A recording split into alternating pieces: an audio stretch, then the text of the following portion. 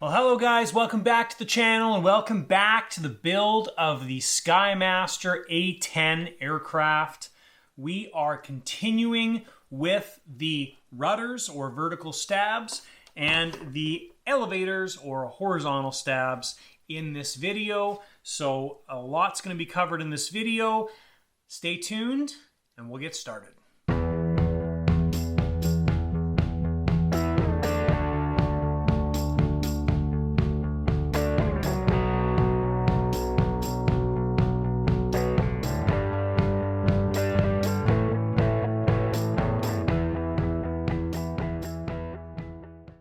Alright guys, so starting with the elevator, this is going to be a little bit of an interesting install because the manual stinks. So we'll touch more on that in a little bit.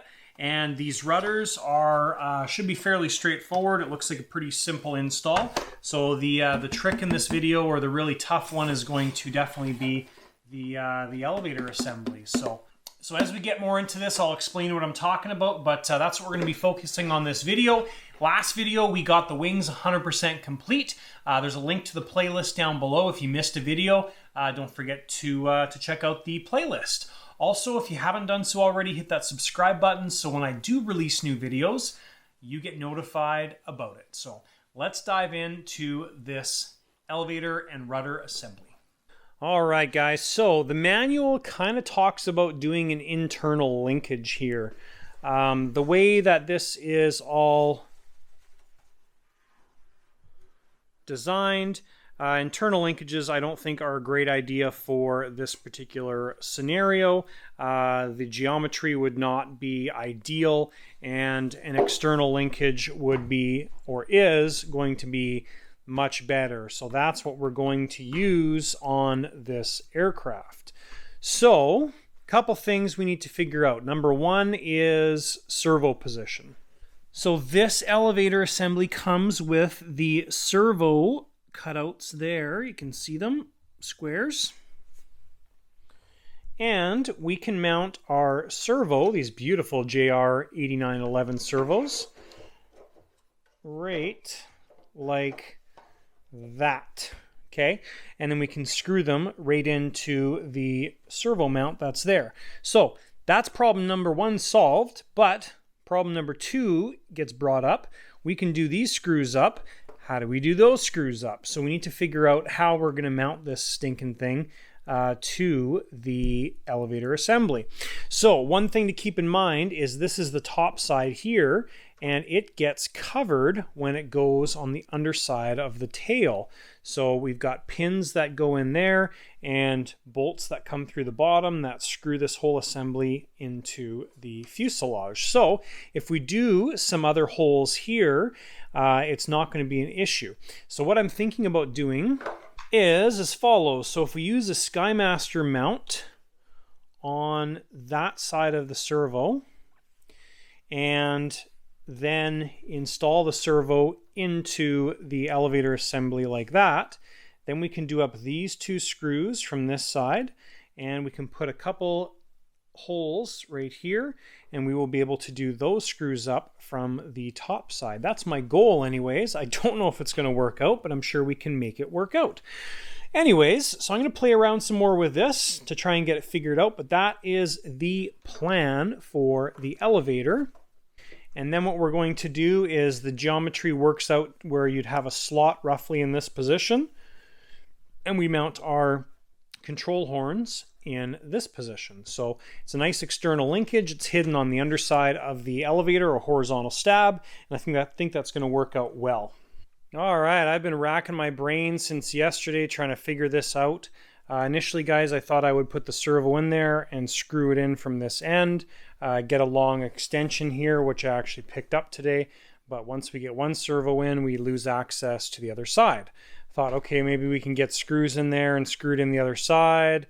Not going to work because there's just no access in there. So I think what I've conceded to do here, this servo arm is not the right way, but what we're going to do is we've installed the L-bend aluminum pieces. We've raised the servo up as much as we can, and the reason for that is we're trying to compensate that bottom lip so the servo actually sits in that little hole, that servo hole. So I think this is going to work out very, very well. So the servo sits nicely with the screws against the rib here in the wing. And then obviously we've got really good access to those holes. These ones here, we're going to have to measure them out and put a couple access holes right back here, sort of like that. And that should work out just beautifully. Now the other thing I did was get this servo in the same position it sits in the wing, which is about there. And if we take a look down the wing or the surface like this, that gives us an idea of where the hole actually needs to be cut. And ultimately what that equates to is basically right in this area, which is good because we're not interfering with this and we're not in there. So I think that is a good idea. I'm going to think about it some more, make sure we can actually do this, and we'll get that set up. All right, so I think we got the problem solved here, guys. I used both servos to get these holes done, and everything kind of lines up nicely now. So we will end up making those two holes bigger than they are right now because we want to be able to get a screw right through there. But again, this whole area is hidden when the horizontal stab is mounted to the plane. Realistically, Skymaster could have actually made this this opening, you know, another inch bigger, and then you would have had perfect access to that because it's all hidden again anyways, but they didn't, so we're dealing with it. So what I'm going to do now is get those servos mounted. Before I mount those servos, though, I want to get the cutout kind of roughly measured on the underside.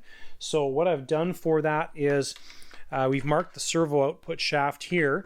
When the servo is installed, we can measure the distance from this back edge, trailing edge, to the output shaft, and then from the underside, with the way we're looking at it right now, we can mark those output shaft locations or the center of the output shaft, and then we'll work on this distance here as well too. Okay, so we've got the center of the servo output shaft marked from the trailing edge, so this dimension we've got. Next thing we need to do is this dimension to the kind of the center of the output shaft. So I'll show you what we're going to do with that. Okay, so next thing we'll do here is with the servo in the correct position, we are going to take our longer ruler and we're going to measure from the end of the surface to the end of the servo as a first step. So we get 42.5 centimeters or 425 millimeters to the end of the servo. And now, if we take this servo out and we then subtract, so we're going to go to the center of the output shaft. So we subtract 45 millimeters. That gives us our dimension from the edge of the elevator to the center of the output shaft. So now we've got this dimension and we've got this dimension, and we know exactly where that servo horn and the output shaft meet. All right, guys, we got the servo kind of rough put in place, not screwed down yet, but I put a little tiny hole for the servo horn to come through just to check on our positioning, and we are basically bang on perfect. And when I look through there, right where our mark was is exactly where the center of the shaft and the servo arm is. So that worked out really, really well. Basically, we need to obviously elongate this slot here for the servo horn. Now that the positioning of everything is good, first thing we have to do is cut those slots. We do have to get the servo horns mounted on the servos, which I have done on this one. Obviously, we are hooking them up to the receiver. We're getting this servo arm nice and centered. We're attaching it with Loctite and all that kind of stuff. And that servo is ready to go, which is the right elevator servo, as I've labeled on the servo. And now we're going to do the left elevator servo arm. All right, guys, this is one of those scenarios where it is really nice to have these Bondus Pro drivers. So they've got a little ball or a little keeper on the end here. So you push the Allen key onto the fastener and it stays put, doesn't come off. So that allows you to slip it into places like this, without having that fastener fall off. Really, really cool setup.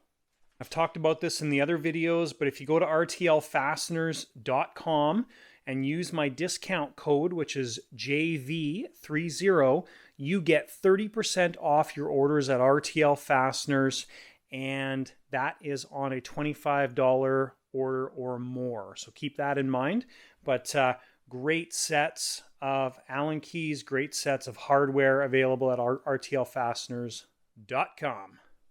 All right, so we've got one of the elevator servos installed, and I was just doing some mock-ups here with ball joints and stuff. Now the kit itself includes this style of carbon horn right here. Now these are some leftovers I have from putting together previous Skymaster kits, and I think on the elevators we're actually going to use these guys instead of those ones. But the other thing about the elevators here, and you can feel this, is if you push on the elevator, this is soft right here, and then we do have a hard point added into the surface in this area. So we have quite a bit of flexibility on where we're going to mount that, but I'm pretty sure what we're going to do on this surface is we're going to use the ball joint here with the 440 screw on the servo horn, because that's what it's already threaded for, and then we're going to use a Sullivan Golden Clevis on the carbon horn. Now I know lots of people will say, well, you shouldn't use a Clevis, they're not very strong. I'll throw a link down below in this video. I did some testing, some failure testing on ball joints, Clevises, things like that. The Golden Clevises far outperformed any other system that we tested. The ball joints failed at approximately 50% of the weight of the Golden Clevises. Yes, there maybe over years and years and years of use, those holes in the carbon horn itself may open up a little bit, and we can switch it off to a ball joint later. But I've had great success using a Clevis on those carbon horns, and they work really, really well and stay slop free for a long time. All right, guys, servos are installed.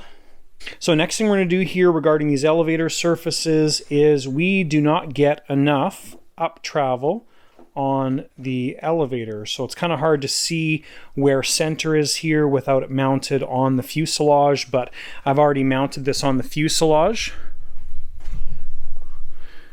Here's kind of a side view for you. So center is roughly about there. We're only getting, I don't know how much travel, but it's not enough. The manual here talks about the elevator having 40 to 45 millimeters of travel. Right now we're probably getting 50% of that amount of travel. Okay, so what we need to do is we need to get rid of some of this material here so the surface has more travel that way. So what I like to do in this case is just take my ruler with the cork back and lay it across the actual hinge point there, or area where we need to take material off, and then just use a Sharpie to give yourself a guideline. You can freehand this, but if you don't have a reference line, you may take too much. Not a big deal in this case because it's always going to be hidden when the surface is hooked up, but it is nice to have nice clean work. So I've done that on both sides here. Now I'll just take my Dremel, and essentially I'm getting rid of the black line is what I'm doing on both sides. All right, guys, so what I've done now is done a parallel line with the servo horn. So squared that off to the horn itself, drawn a line with the Sharpie. My offset with the horn or the ball joint is about 5 millimeters this way. So I've measured that 5 millimeters out, drawn another line on both sides, and that is going to be the location of our carbon horn. Now my plan here is to get the bend in the carbon horn lined up with that panel line, which gives us a very equal position on both sides. And once that's done, then we're going to glue this in place, but we'll take our measurement from the surface to the center of the hole there, and that will give us the position how far away from the surface it's going to be. So next thing we need to do is Dremel out holes here for the horn to sit in. All right, so just messing around with this here, guys, and I think what I'm going to do is use the stock horns that come with it, and they seem to fit in there quite nicely, and I think that's going to work out the best. So that's what I've decided to use here. Obviously, you can see that this is the way they would typically go in, but of course we want to try and get that pivot point closer to the hinge line if possible. So anyways, that's what we're going to do. A little bit of a secret here, or a little tip for you. Tip time! It's been a while since we've done an official tip time, so let's do a tip time here. So what you can do when you have two surfaces like this is you can take a piece of piano wire and run it through both surfaces, and that will allow you visually to get them matched up on as many angles as possible, and you can then line that up to the surface line here as well too. Initially what you can do is just look down the actual surface itself. Now I can see just visually that this one needs to go down a little bit further, and right there we are pretty close to matching. When we put that piece of piano wire through both of them, it's going to visually give us something to look at or reference, and then we can also measure up from the surface to the center of the mounting hole to check depth as well. All right, so that should give you a better idea of what I'm talking about with the piano wire going through. So now with that installed, we've got those glued in place. Now we can take our measuring devices and check the height of both of those. We can use our eyes and check the spacing against the surface line there as well. So it just gives you a visual representation of where those are actually sitting when you compare them to each other. So I've made sure these are nice and straight up and down, We're in a good line here for the Clevis. So what I'm going to do now is put a little bit of tape on these surfaces just to prevent them from flopping around. And we're going to take this horizontal stab and we are just going to set it aside and move on to the rudders. All right, and while we had some extra high sol mixed up, guys, I also did the horns on the rudders, or vertical stabs. For those, I ended up using the small horns that I had from previous builds, and they worked out well. So a couple important things here is they need to be fairly tight to the surface, and you want them obviously in line with the exit channel here where the servo is going to be sitting. And all I did was use my ruler here and basically get them lined up to the same side on both surfaces. So when this bends, the actual hole that the golden clevis is going to mount in comes kind of right to the outside edge of that surface or the cover plate. So just something to think about when you're getting both of these matched up is you want them obviously to be as close to the same as possible. So just take measurements and angles and all that kind of stuff and get them as close as possible. So those are both done, and we are just waiting on everything to cure now, and then we can start putting the rudder servos in. All right, guys, just because we all like getting stuff in the mail when it comes to our lovely hobby, let's open up these packages that I got today. This one's obviously already opened. Thank you, David, for sending the Cortex Pro. I was chatting with him. He's one of my buddies down in the US, and he asked if I had ever used a Cortex before, and I said, no, typically I use Box IGYROs. And anyways, he sent this to me to try out in my new plane, which should be here soon. But we're going to try this out. I'm really excited to try this because it does jive with my JR stuff quite well. So thank you, David, for that. And this big box is from Dean from Jersey Modeler. So the lighter side of RC, my website, guys. I am a Canadian dealer for Jersey Modeler. And anyways, this is one of the new containers that Jersey has come up with. So let's open this thing up and see what's inside. All right, guys, and this is the new 5.5 gallon container that they'll be carrying. So this is the Flow Fast container. Now this is going to come in, I believe, 4 different colors. You can check out on my website soon. Anyway, so this is the new container. I got this in the natural color, I think it's what it's called, because I'm going to put my smoke oil in here. And my previous container that I had my smoke oil in, which was a red one, I'm actually going to use that for gas, for my 2 gas airplanes that I don't really fly. But yeah, I wanted this one. It's a little bit bigger for smoke oil. So anyways, cool container. You could use this for any type of fuel, but awesome container. All right, guys, so a couple of things that I really love about the Jersey Modeler stuff. This is actually going to be nice because you can actually see in there because it's opaque.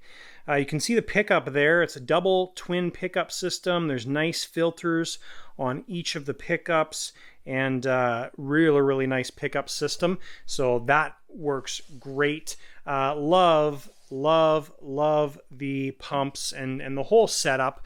Some of the Jersey Modeler stuff that I started with, my original container, it's going on about 12 years old now and it still works perfect. So I do really like the ESCs on these new models.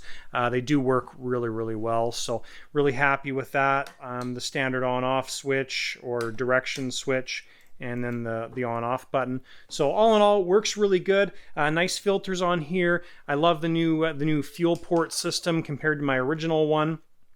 And yeah, just really user-friendly and easier to use.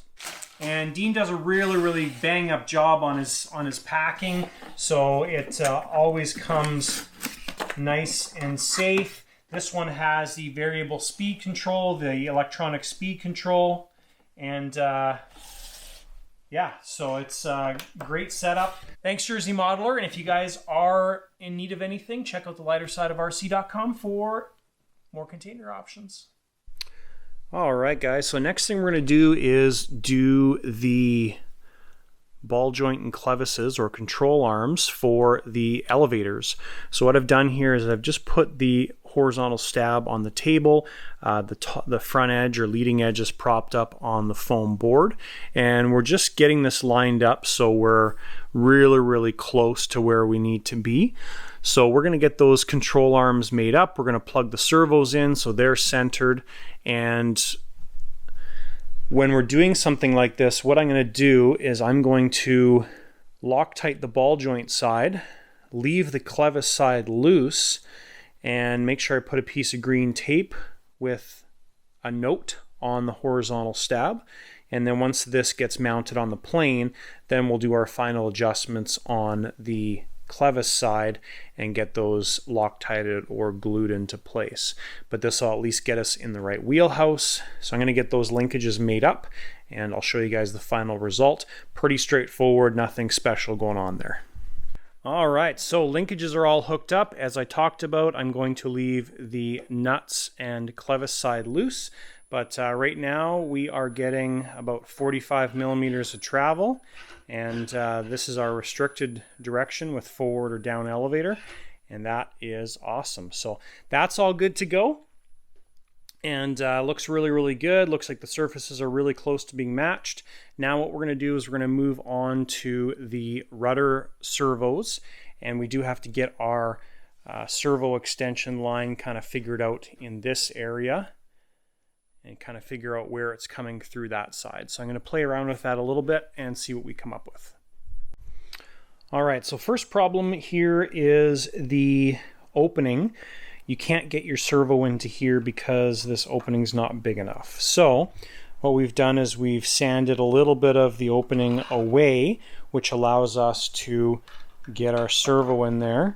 We don't need a ton of room, we just needed a little bit, a couple millimeters on both sides. Next issue is the actual opening down here itself. So it's too small. I think it's mainly just because of the way it's positioned. So the servo opening actually sits below this plywood plate. So if this was spaced out a little bit differently, I think it would fit fine. So what we need to do on both of these is sand that opening to allow our servo to actually fit in there. Now, when the servo is in there, this is how it's going to be mounted. So we're going to be using our L brackets coming off the servo this direction, kind of like what we did, or similar to what we did on the elevator. But that's how it's all going to get mounted. The servo output shaft goes towards the surface, and the reason for that is space-wise, it's just the way this little pod works, because all your control linkages and everything need to fit in this little pod. So step number one on these rudders was to open up the space here. Step number two is going to be to open up the actual square servo area, which I will do now. All right, guys, well, it's definitely not a whole lot of fun trying to get in here. You basically have to really manipulate the servo. So what we're doing here is I got the L bracket on there. You've got to kind of take your L bracket, put your bolts on there, or your screws, and kind of slide it in place. And now we've got to manipulate the servo in order to have enough room to do up those screws. All right, so I actually ended up using Allen key bolts here, these guys. And the reason for that is I could use my Bondus driver here and just get it in there, use a ball driver, and it was easier to do those up. So it's definitely not easy, but that part's done. So now what we're going to do is we're going to get this servo, hopefully, positioned. There we go. In the right spot like that. And then what we can do is we can get our linkage done up here and kind of get the right positioning for the servo before we screw it down. So that's one of the nice features about the way this is organized. We're using the nylon horns because that's a good style to use in this situation when you've got a clevis and a clevis. We just want to make sure that that's nice and straight. So we're going to get that linkage done up.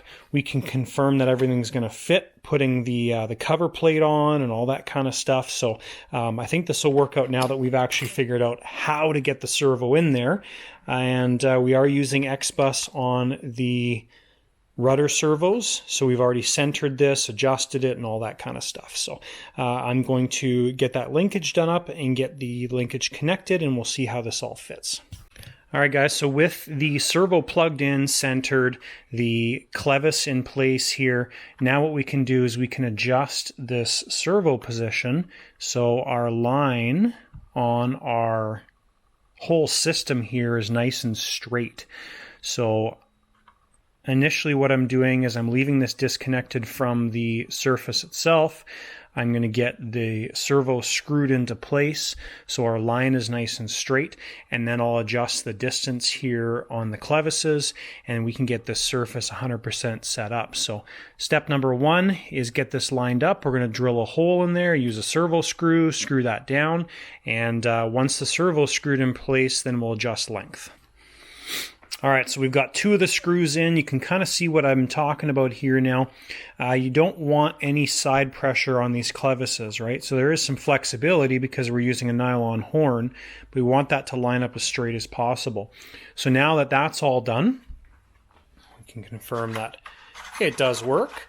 And so we'll screw the other two screws into the servo, and then we can get the length set up. Now you want to make sure you're not using anything too terribly long, otherwise you're going to have interference issues.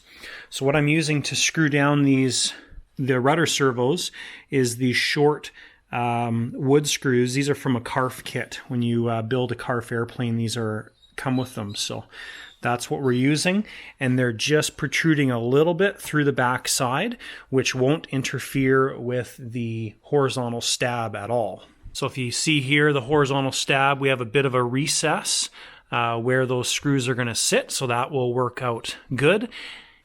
And if we needed to or need to, which we won't, but we could also just sand those down a little bit as well. All right, guys, so we got everything connected here, ready to go. the linkage and everything is 100% set up. So next thing we need to do is to put a hole in the rudder assembly here for the servo lead to fit through. Now the center of the hole is 30 millimeters back from the leading edge bolt hole here. So that brings us right onto the aluminum piece, but the edge of it starts at about 20 millimeters. So anyways, all we need to do is basically put a hole fairly close to this L bracket that holds the servo, and then we'll have somewhere to feed our servo line through. And that will feed right into the big opening here. You can see the fastening bolt right there. All right, so our hole is there. We've got plenty of space to put the servo linkage through. For holes like this, sometimes I'll use a drill bit, but I like to use my align hole or reamer tool here. So with that done, now what we need to do is get the cover ready to install. So all I need to do for that is I'm going to have to do a little bit of sanding on this edge to allow the clevis to pass into this cover plate. All right, guys, so little tip time number 2 in the video for you is in areas like this, you can add just thin slits of wood. So this is like a couple 30 seconds or something, like 2 millimeter wood. And we just add this to the rear end of this control cover. And the reason for that is it brings it up just enough so when this thing's moving, it doesn't interfere. So if I didn't put those pieces in there, the cover sits down lower and we would have to get rid of a massive amount of that cover in order for it to make it work. So in this case, it works out beautifully. I'm not going to put the cover plate on just because we need to bolt this all together first. So I'm going to leave the cover plates off. They are marked right and left. So we've made up 2 power box extensions, and these go from the actual surface to the center part of the horizontal stab. So that power box line goes from here and comes out right there where we're going to put our ashlock connectors together. So we're going to get the other side bolted up. And keep in mind if you're putting one of these kits together, there are large Allen keys and smaller Allen keys. The smaller ones are for the rudders to elevator connection. The larger ones are going to be for the fuselage.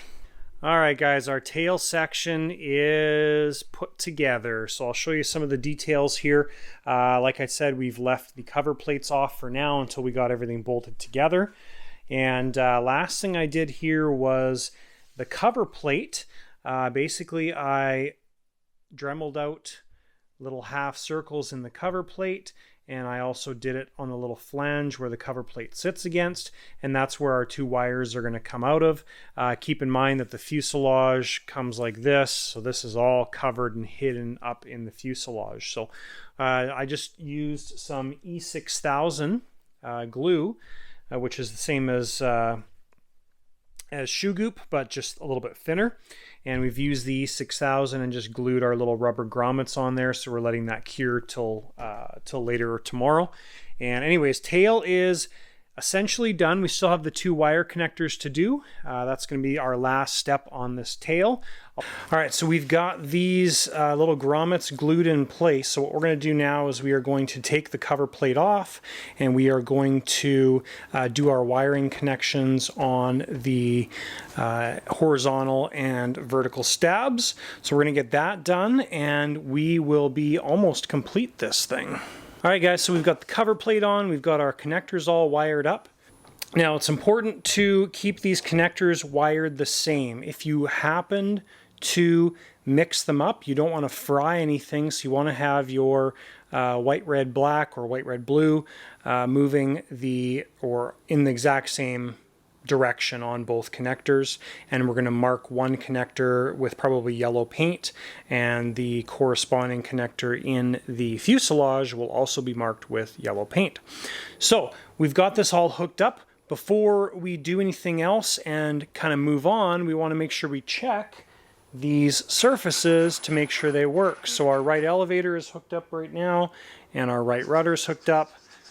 And that's good. So we're going to just switch those over to the other ones and make sure they work.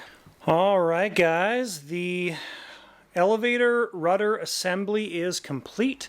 Just put the Revic wing bags on there to check the fit, and very, very impressed with everything that we accomplished.